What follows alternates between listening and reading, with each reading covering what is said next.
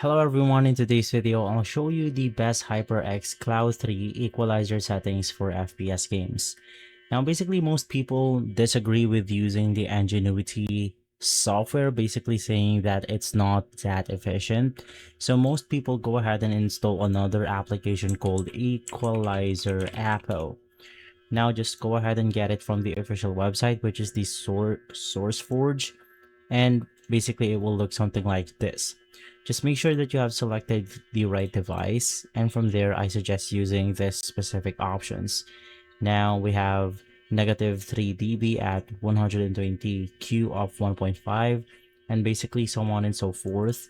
Now this is what most people agree upon when using the best equalizer settings for your headphones. Now if you want a simpler one, it's going to be this specific guide, but basically from there just go ahead and follow this and you should be good to go. Now you could pause onto the parts of the video that you need to follow, but that's going to be it. If this video has been helpful, leave a like, subscribe, and follow us for more videos like this. Thanks for watching.